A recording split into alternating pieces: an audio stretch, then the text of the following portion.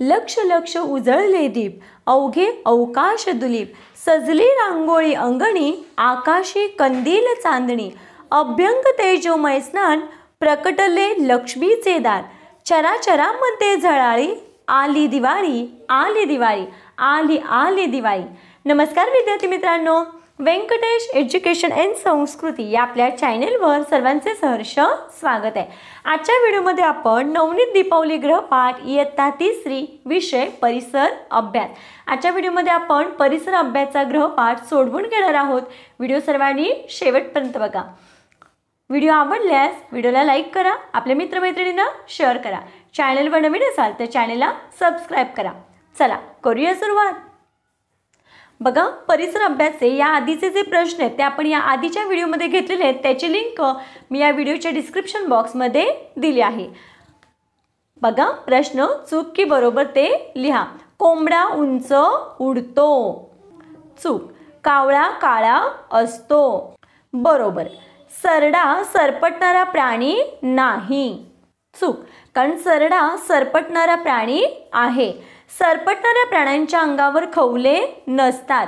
हे चूक आहे, कारण सरपटणाऱ्या प्राण्यांच्या अंगावर खवले असतात. झुरळ कीटक आहे.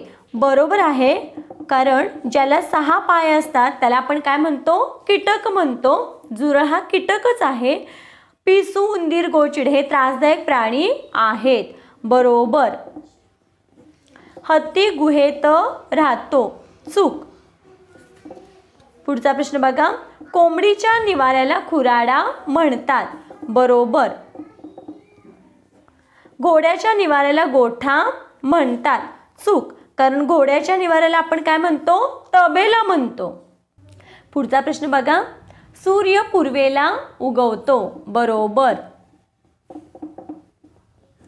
आपल्या राष्ट्राचे नाव महाराष्ट्र आहे. बरोबर आहे, आपण महाराष्ट्रात राहतो. टेलिफोन, संगणक, वर्तमानपत्रे ही संदेशवहनाची साधने आहेत.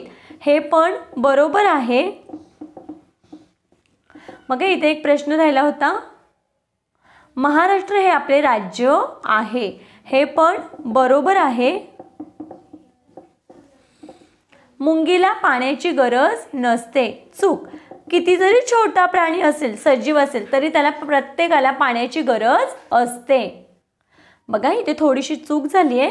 आपल्या राष्ट्राचं नाव महाराष्ट्र आहे हे चुकीचं आहे. आपल्या राज्याचे नाव महाराष्ट्र आहे आणि आपल्या राष्ट्राचे नाव भारत आहे. म्हणून मी इथे हे काय येणार आहे? चूक येणार आहे, कारण आपल्या राष्ट्राचे नाव आहे भारत.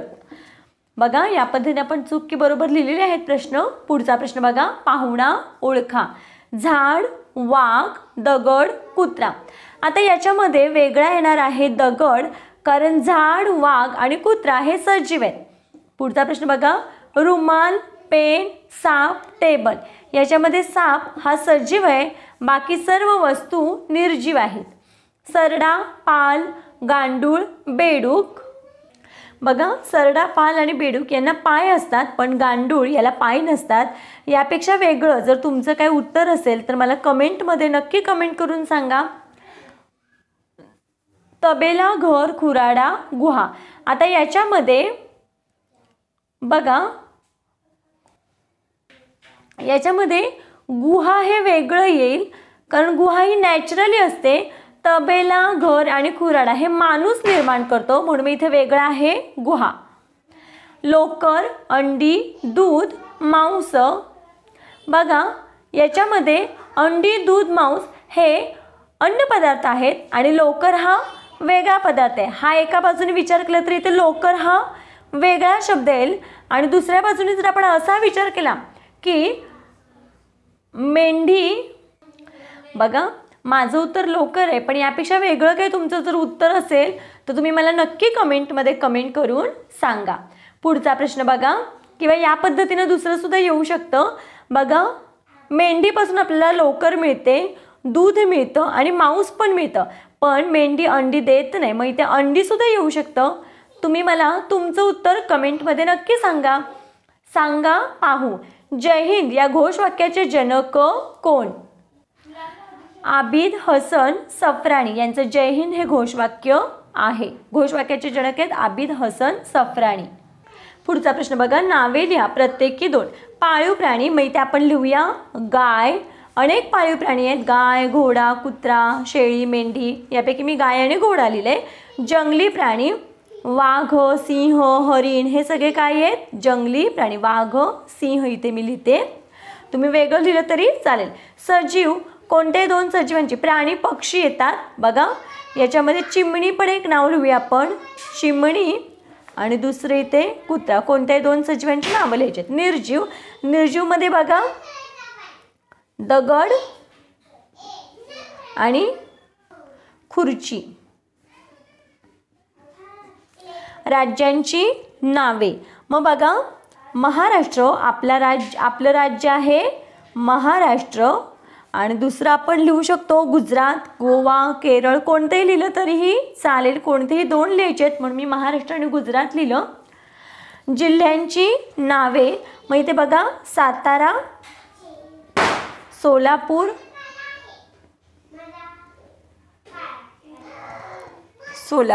आपण इथे सांगली, रत्नागिरी, सिंधुदुर्ग, नागपूर हे जिल्हे लिहिले तरीही चालेल, कोणत्याही 2 जिल्ह्यांची नावं लिहायची आहेत. पुढचा प्रश्न बघा, सरपटणारे प्राणी मग याच्यामध्ये साप आणि सरडा. साप आणि सरडा हे सरपटणारे प्राणी आहेत. कीटकांची नावे मग याच्यामध्ये झुरळ आणि डास किंवा मच्छर, माशी. वाहतुकीची साधने मग याच्यामध्ये विमान आणि रेल्वे. शेतीची अवजारे नांगर, कुळव, कुदळ. काहीही आपण लिहू शकतो, मी इथे 2 लिहिले.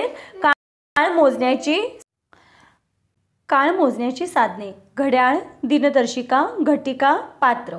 गावातील सुविधा पाणी पुरवठा, वीज पुरवठा, आरोग्य सेवा, अंडी घालणारे प्राणी, पक्षी, कीटक, मासे. पाण्याचे स्रोत पाऊस, विहीर, नदी, कूपनलिका. रंगांची नावे लाल, पिवळा. इंधनांची नावे पेट्रोल, डिझेल. सांगा पाहू. जय जवान, जय किसान, जय विज्ञान ही घोषणा कोणी दिली? लाल बहादूर शास्त्री. खालील प्रश्नांची उत्तरे एका शब्दात लिहा. तुमच्या जिल्ह्याचे नाव लिहा. आता माझ्या जिल्ह्याचं नाव आहे सातारा आणि साताऱ्याचा जिल्हा मी तालुका सुद्धा आम्हाला साताराच आहे म्हणून मी इथे सातारा लिहिलं आहे. जसं की आता इथे मी जर लिहिलं असतं की तुमच्या जिल्ह्याचं नाव सोलापूर तर सोलापूरमधला तालुका आहे बार्शी. तसे इथे तुम्ही तुमच्या जिल्ह्याचं आणि तुमच्या तालुक्याचं नाव लिहायचं आहे. महाराष्ट्राच्या पश्चिमेला कोणता समुद्र आहे? अरबी समुद्र. मुख्य दिशांची नावे लिहा. पूर्व, पश्चिम, दक्षिण, उत्तर. नकाशात दिशादर्शक बाणाचे टोक कोणती दिशा दाखवते? तर उत्तर. कोणता पक्षी जवळजवळ असणाऱ्या झुडपांची पाने शिवून घरटे बनवतो? शिंपी. पुढचा प्रश्न, सापांचा निवारा कोणता? बीळ आणि वारूळ. पश्चिमेकडे तोंड करून उभे राहिले तर तुमच्या उजव्या हाताला कोणती दिशा असेल? उत्तर. महाराष्ट्राच्या दक्षिणेकडील राज्य गोवा. घडून गेलेली घटना कोणत्या काळातील समजावी? भूतकाळ. संत गाडगेबाबांचे पूर्ण नाव? डेबूजी झिंगराजी जानोरकर. जागतिक वारसा दिन केव्हा साजरा केला जातो? 18 एप्रिल. महाराष्ट्राची राजधानी कोणती? मुंबई. आपल्या देशाची राजधानी? आपला देश भारत आहे, भारताची राजधानी आहे नवी दिल्ली. इंद्रधनुष्यात एकूण किती रंग असतात? 7 रंग. पुढचा प्रश्न, सांगा पाहू. रामायण कोणी लिहिले? वाल्मिकी ऋषी. बघा या पद्धतीने आपलं आजच्या व्हिडिओमध्ये परिसर अभ्यासाचा पूर्ण गृहपाठ सोडवून झालाय.